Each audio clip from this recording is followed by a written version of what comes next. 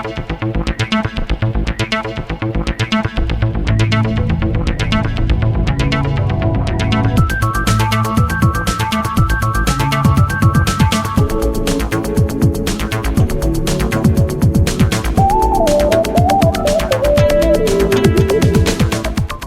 meus amigos, estamos aqui com mais um café.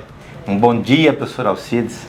Um café, e hoje eu trouxe aqui um amigo e irmão que é produtor rural de café, né? E ele vai contar para nós tudo aquilo, um pouquinho da vida dele, logicamente, e depois nós vamos fazer umas perguntas relativas à sua situação aqui na Câmara dos Deputados, né? E também na indústria de cafeicultura, onde ele faz parte, é um dos grandes produtores do Brasil. Evaí, me conte aí um pouquinho da sua vida, de onde você é, o que você faz, além de parlamentar. Professor Alcides, primeiro, obrigado pela oportunidade, né, de conversar com todos aqui, né, essa exposição para nós é muito importante. Mandar um grande abraço lá para o povo goiano, um povo que tem uma relação muito próxima com o Espírito Santo, depois vamos falar um pouquinho sobre isso. Eu sou técnico agrícola de formação, sou filho de pequenos agricultores, meus pais ainda estão na atividade, meu pai e minha mãe ainda moram no mesmo sítio onde eu nasci, né? Eu nasci no município de Conceição do Castelo, lá nas montanhas do Espírito Santo, e depois acabei migrando para o município de Venda Nova do Imigrante, onde eu moro hoje com a minha esposa e com os meus 2 filhos. É bem no interior do nosso estado. Para quem vai às praias do Espírito Santo, os goianos estão nos assistindo, que vão às praias de carro, a referência é a Pedra Azul. No leito da BR-262, eu moro exatamente paralelo às margens da BR-262, que sai, do centro-oeste brasileiro, passa por Minas Gerais e vai às praias lá do nosso Espírito Santo, que os goianos frequentam tanto. Para quem tem uma referência, então eu moro dentro da 262, lá no alto da montanha. Você pega Guarapari, Vitória, está ao nível do mar, você pega a Pedra Azul, está em torno de 1.100, 1.200 metros de altitude. É lá que eu moro, lá que eu nasci, eu cresci. Filho de pequenos cafeicultores, que ainda, como eu disse, continuam na atividade. Eu fiz escola agrícola, me formei como técnico agrícola, e desde aí, quando eu saí da escola agrícola, com 17, 18 anos de idade, que eu me dediquei eu me especializei dentro do técnico agrícola a ser um técnico em cafeicultura. E aí eu construí a minha história, porque naturalmente ali no início dos anos 90, o Brasil não se falava muito de tal do café especiais. Talvez você que está nos assistindo, café gourmet, café especial, a gente não tinha esse trabalho com a cafeicultura brasileira. O Brasil exportava commodities, só volume, mas não tinha um trabalho de qualidade. No meio dos anos 90, 95, 96, eu saio dessa cafeicultura tradicional e começo a trabalhar como técnico dedicado à produção de cafés especiais em todo o Brasil. Cafés especiais, cafés gourmets, foi o boom de cafeterias no Brasil. E aí, naturalmente, isso deu certo, foi um sucesso. O Brasil começou a ser exportador e referência mundial em qualidade de café. E hoje você vai na prateleira de qualquer supermercado hoje, tem as cafeterias também, você encontra café de aroma e sabor das diversas regiões do Brasil. Não sou um barrista com isso não, o importante é que seja café do Brasil.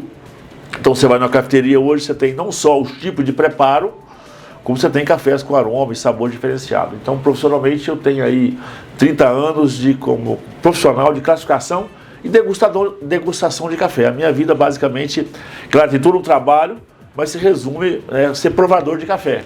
Num dia normal de trabalho, hoje eu faço só embarque de alguns lotes especiais, competições, não estou mais no dia a dia, no balcão do nosso dia a dia. Todo café que é colhido, ele passa por um classificador e por um provador. Não tem café que não seja degustado mesmo. E ali o provador ele faz uma classificação física, como faz em grãos, como faz em soja, como faz em milho, mas depois tem o sensorial. Você tem uma prova de cheiro, para você identificar aquele café, e depois você tem do sabor. E aí você, no final disso, você dá uma nota ao produto. E esse produto, então, ele classifica como um café commodity, um café comum, ou vai para chamar a categoria de cafés especiais. Então essa é a minha vida dura profissionalmente, que é provar café. Perfeito. Bom, nós goianos gostamos muito de café, né? Não só goiano, como brasileiro, do modo geral.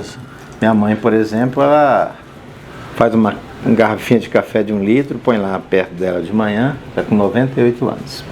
E lá para meio-dia e meia, 1 hora, ela renova o café e passa o dia todo tomando café. Uma coisa importante, estou falando de café, sua mãe naturalmente, a gente sempre remete, o café ele faz parte da nossa história. E todos nós que somos criados no interior, né? Goiás é o interior do Brasil, né? Vamos dizer assim. A gente sempre se remete à avó, à mãe, aos tios, né?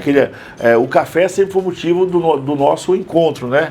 E é importante dizer para quem está nos ouvindo também, a moçada nova aí, o café ele é um estimulante do prazer, ou seja, o café ele tem energia, né? O café tem, por isso que o café ele é um estimulante, né? Essa coisa do sono, do despertar, mas na verdade ele tem toda uma reação no nosso organismo, então aí o senhor falou assim, quando eu falo, é muito claro isso, quando eu falo assim, casa da sua avó, né? Possivelmente, se você fechar os olhos, você vai lembrar da sua avó comendo café.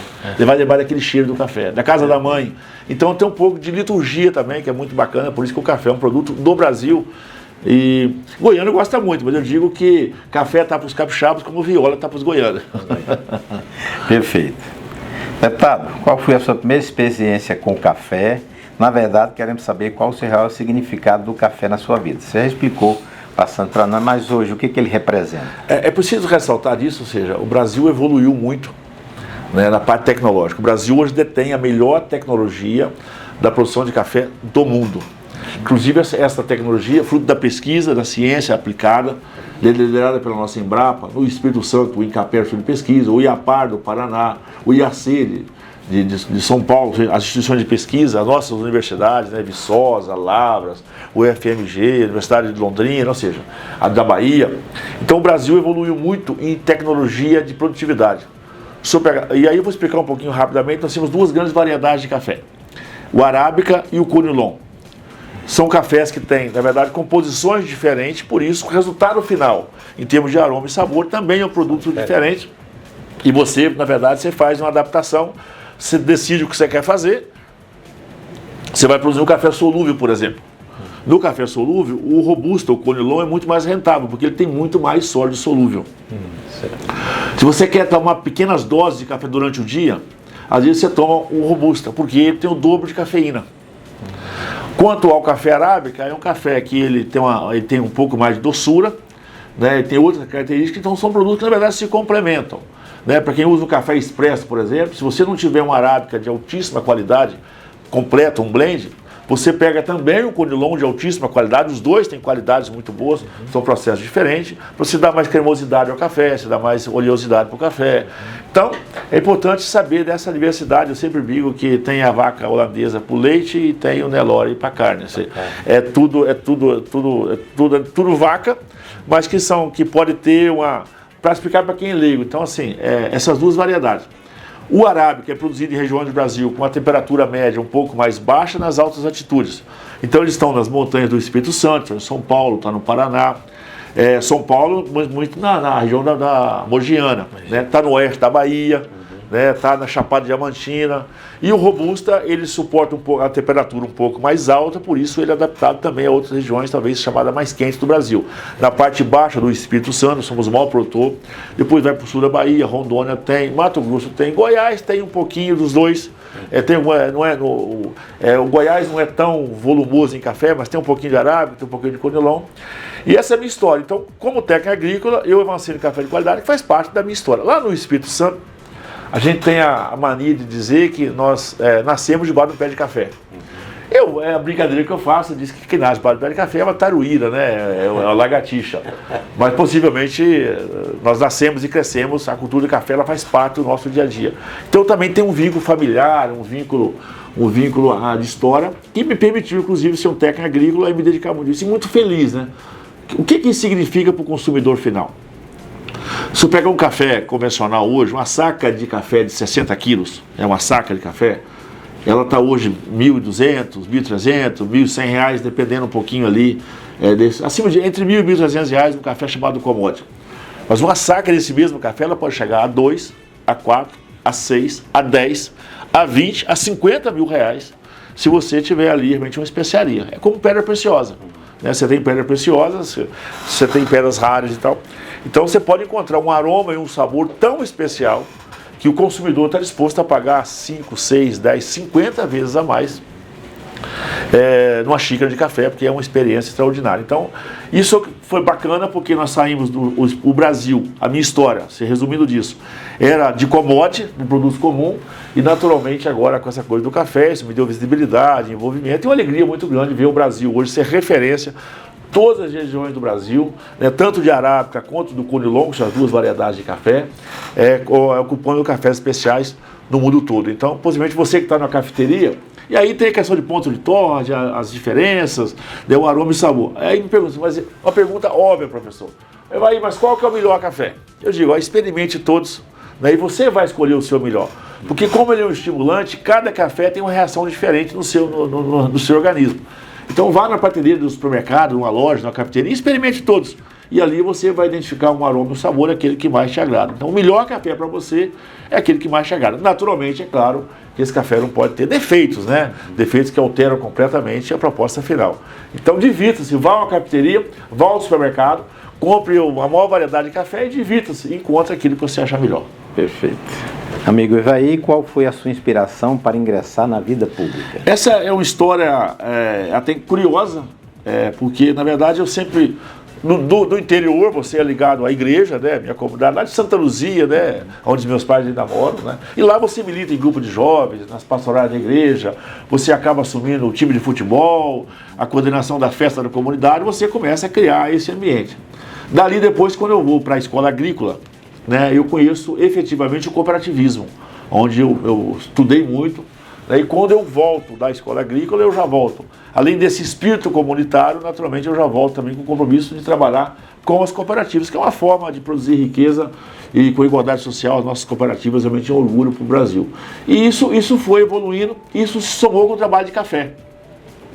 Porque eu ganhei muita visibilidade com essa coisa do café, nós saímos do nada para o estrelismo, né? O café do Espírito Santo virou realmente um produto de excelência. Eu era um técnico diretamente ligado a isso. E com essa coisa da cooperativa, acabei assumindo a Secretaria de Agricultura da Prefeitura do meu município. Você vai construindo relações também na política.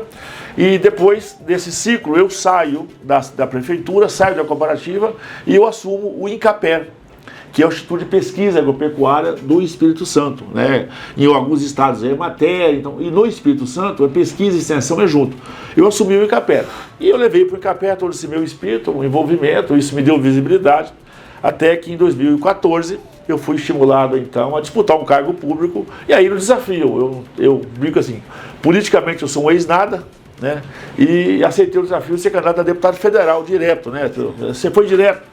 Fui direto, saí candidato a deputado federal em 2014 e com esse nosso trabalho de agricultura, de campo, do interior, né, fantástico. Fui eleito em 2014, fui reeleito em 2018 e eu digo assim, de forma até emocionante, fui reeleito agora com uma votação muito expressiva, agora em 2022, tendo 95% dos meus votos no interior do estado do Espírito Santo.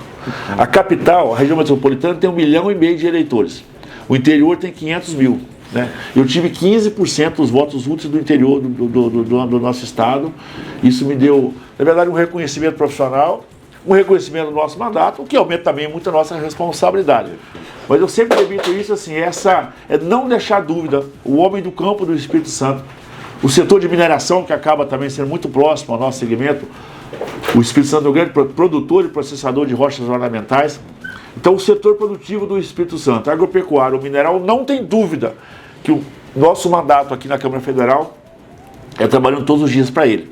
Isso naturalmente deu visibilidade e deu um reconhecimento que a gente fica muito feliz de ser reconduzido com a votação que fui agora, reconhecido pelo setor produtivo, a agricultura e o setor de mineração do nosso estado. Perfeito. Talvez você tenha na sua casa lá um mármore, um granito. Possivelmente em cada prédio de Goiânia, em cada shopping center, em cada casa você tem um rodapé, às vezes a passadeira da porta, um balcão, uma mesa de mármore e granito. Pode ter certeza, 85% hoje do mármore e granito do Brasil, ele passou por alguma empresa capixaba. 100% do mármore que foi construído em Brasília, você vai aqui no Itamaraty, no Palácio do Planalto, no Ministério, no Congresso, e todo esse mármore de Brasília é da terra de Roberto Carlos, de Cachoeiro de Itapemirim. Estamos fazendo 62 anos agora que começamos a extrair esse mármore. Então, assim, o Espírito Santo, eu sempre digo, é pequeno, mas não é pedaço. é apenas 0,5% do território nacional, mas é um estado fantástico, pela imigração, pela colonização e pela capacidade de produção agropecuária e, naturalmente, também a importância do setor mineral de rochas ornamentais. Perfeito. Bom, eu ia falar sobre o Incapé, mas você já falou, né? Mas vamos falar sobre a próxima. As invasões de terra no nosso país sempre foram casos de polícia. Me fale um pouco mais da sua atividade ligada ao tema, qual a sua opinião técnica e política para solucionar esse mal. Olha, eu agradeço muito a oportunidade, isso é um tema que o Brasil tem que tratar. Isso é muito importante. Por muito tempo a gente ficava às vezes não querendo falar desse tema, mas o agro brasileiro mostrou, principalmente no momento mais difícil da nossa história, que foi a pandemia, a importância que é o agro brasileiro, tanto na produção de alimento para chegar na mesa dos consumidores, quanto da importância para a balança comercial. O homem do campo precisa, independente do tamanho, precisa de algumas coisas. A gente fala de estrada, tecnologia, tá tudo certo. Mas sem segurança de patrimônio, de propriedade, de equipamentos, nós não vamos prosperar com o nosso agro. Infelizmente o Brasil criou essa cultura, só nós temos isso, né, aí dos anos 90, e começa quase que pelo Espírito Santo.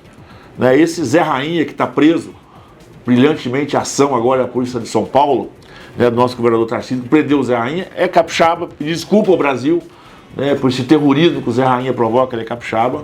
Cometeu um crime lá em 97, depois de 2000 foi julgado novamente, e lá ele fugiu, o Pontal do Paranapanema em São Paulo, e ali começou a startar esse movimento no Brasil todo, que infelizmente hoje passamos do governo Bolsonaro, 4 anos de governo, em torno de 20 invasões que foram rapidamente resolvidas, e nós vamos ver agora já nesse final de 22 e 23 o verdadeiro terrorismo no Brasil, que são essas invasões da propriedade. Invadem para destruir patrimônio, para saquear patrimônios, bens materiais, bens genéticos, máquinas, equipamentos, lavoura, gado, ou seja, faz uma verdadeira nuvem de gafanhoto que se alvoraçam para cima das nossas propriedades rurais.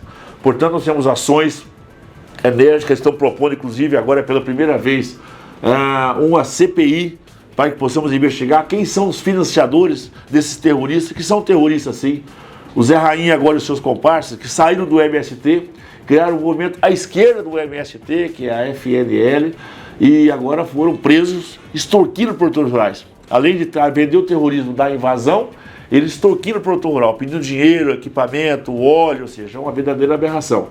Portanto, nós queremos trazer segurança jurídica, segurança de patrimônio para o homem e para a mulher do campo, independente da propriedade. Porque se invade uma grande, também cria esse terrorismo e desvaloriza o pequeno. O Brasil tem que ter nas propriedades rurais o seu grande patrimônio. Quando o Brasil mais precisou, foi a agricultura que pagou a conta. Quando o Brasil mais precisou, foram homens e mulheres que não puderam parar na pandemia. Talvez, independente das questões, eu era contra, mas enfim, fecharam fábricas, fecharam montadoras, fecharam bancos, prefeituras fecharam, mas propriedade rural não parou. Vaca não tirou férias, pé de feijão, milho e soja não tirou férias, pé de tomate não tirou férias, né? As nossas granjas de suínos e aves não tiraram férias. O homem e a mulher do campo enfrentou a pandemia trabalhando, produziu alimento para não faltar no Brasil e, naturalmente, ser importante para a nossa balança comercial. Por isso, nós estamos atuando aqui na casa, somos radicalmente contra a invasão de propriedade. Queremos enquadrar esses invasores como ações de terrorista, que é o que eles fazem, atormentando todo o nosso campo, e somos a favor de uma reforma agrária, sim. O governo federal pode, sim, desapropriar fazendas, propriedades em todo o Brasil e fazer distribuição para verdadeiros filhos de agricultores. Eu quero o filho de um agricultor, às vezes é um pequeno sitiante, né, a família cresceu, o filho quer continuar na agricultura. Tem um programa do crédito fundiário, por exemplo, né, do Banco da Terra, onde o governo desapropria uma fazenda, em comum acordo com o proprietário, paga o preço justo e faz a divisão ali de lotes para os verdadeiros agricultores. Não podemos ficar igual falso índio na Bahia, que quer dizer, eles botam lá passa lá um urucum na cara e fala que é índio, são falsos índios invadindo o território da Bahia, e falsos agricultores, gente que é recrutado no Brasil inteiro, são anarquistas, são terroristas. Então, somos contra a invasão de terra, queremos enquadrar esses invasores como terroristas, queremos a justa reforma agrária, quando dá legitimidade do entendimento, né, de filhos de agricultores que queiram um pedaço de terra para continuar trabalhando e produzindo. Podemos ter um programa decente, sim. Tem muitas fazendas à venda no Brasil. O governo que vai lá, que compra, que desapropria e faça a distribuição correta para verdadeiros agricultores. Agora, invadir e depredar patrimônio, nós queremos esse povo na cadeia, enquadrar como terrorista e somos radicalmente contra. Perfeitamente.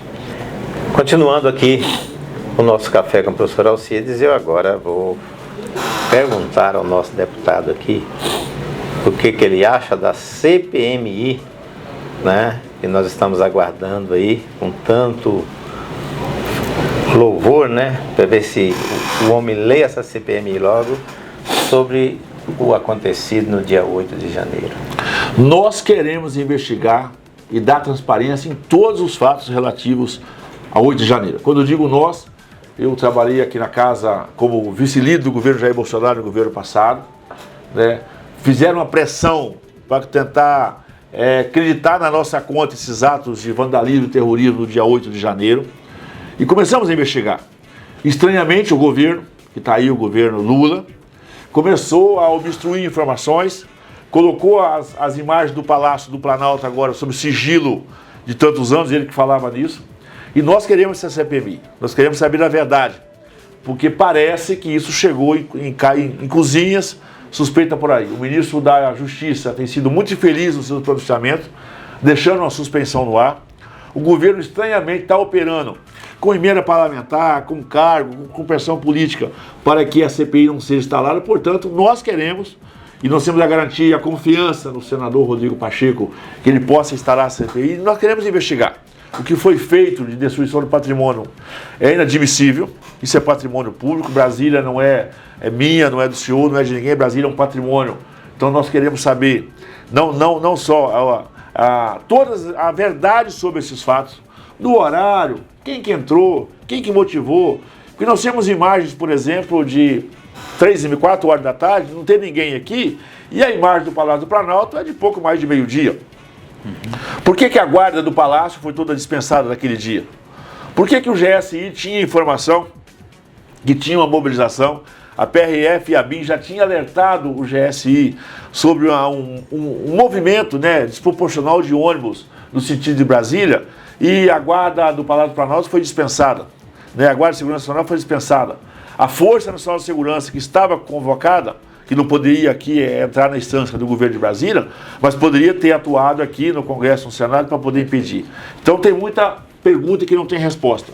Nós queremos a CPI, nós precisamos de dar essa resposta ao Brasil, para dar punição exemplar a todos aqueles que foram coniventes e autores desses atos, e que a verdade possa prevalecer. Esse país não pode mais ficar com incerteza, com coisas que são debatidas no nosso dia a dia, sem trazer a verdade e a transparência. Portanto, eu sou na base aqui do Congresso Nacional, estamos organizando para que possamos instalar a CPMI, fazer a justa e correta investigação, trazer a verdade dos fatos e entregar essa verdade aos brasileiros.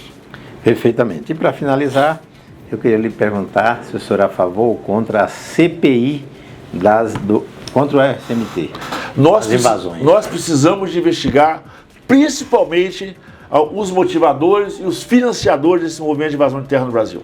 Não podemos mais ter esse movimento que tem uma conivência política com o atual governo.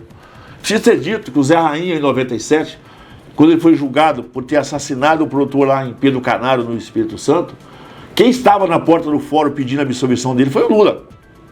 Depois ele foi julgado novamente em 2000 no Fórum de Vitória, e quem mobilizou lá uma grande massa de gente do Brasil inteiro para a absolvição do Zé Rainha foi o Lula. Então tem uma história de conivência entre o MST e esse atual governo.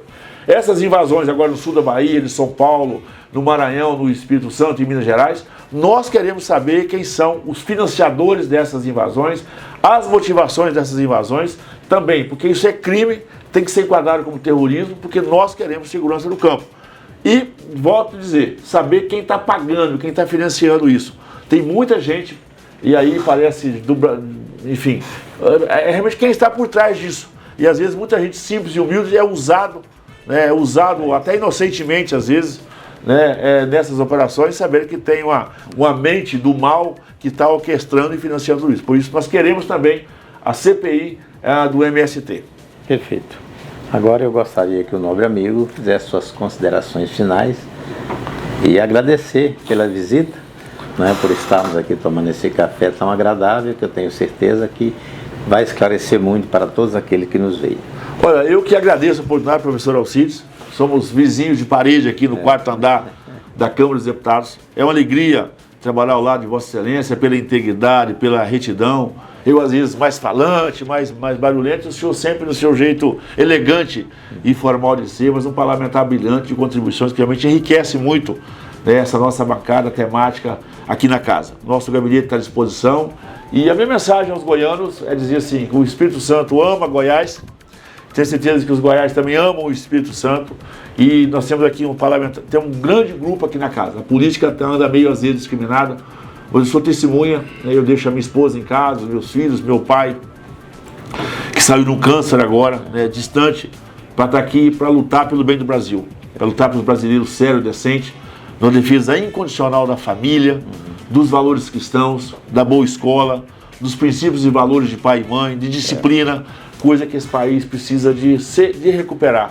Né? A gente, é claro que as coisas mudaram, mas os hábitos de família, de escola, de respeito a professor, de respeito à hierarquia, a padre e pastores, às polícias, respeito a patrimônio, né? Esses são valores que não é um texto que vai nos obrigar por isso. Portanto, também além de fazer uma defesa incondicional do nosso agro, do nosso cooperativismo, do setor produtivo, das reformas que o Brasil tanto precisa, também é uma defesa incondicional de princípios e valores cristãos, vamos dizer assim, que é isso que vai trazer paz para o nosso país. Obrigado pela oportunidade. Ó, o café está aprovado.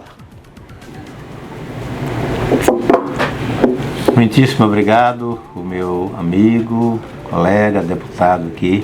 Está no 3º mandato, eu estou no 2º, e eu tenho certeza que nós vamos construir muitas histórias boas para esse nosso querido Brasil. Obrigado, Ivaí, muito obrigado a todos aqueles que nos acompanham, e um bom dia a todos.